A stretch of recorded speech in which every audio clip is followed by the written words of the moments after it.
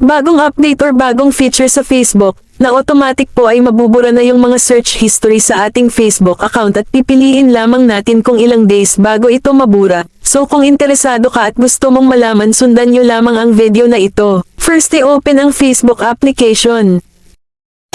Pindutin lang natin itong 3 lines na may profile dito sa taas. Pindutin natin itong settings icon sa right upper side. Pindutin ang See More in Account Center. Pindutin ang Your Information and Permissions. At dito guys, hanapin lamang natin itong search history at pindutin ito. At dito makikita na natin na may nakalagay na dito na Keep Searches For na naka-default. Pindutin lang po natin itong default. Piliin lamang natin kung ilang days gusto natin mabura yung mga search history natin sa ating Facebook account. Halimbawa itong 7 days, pindutin mo lang itong 7 days. Pindutin ang confirm.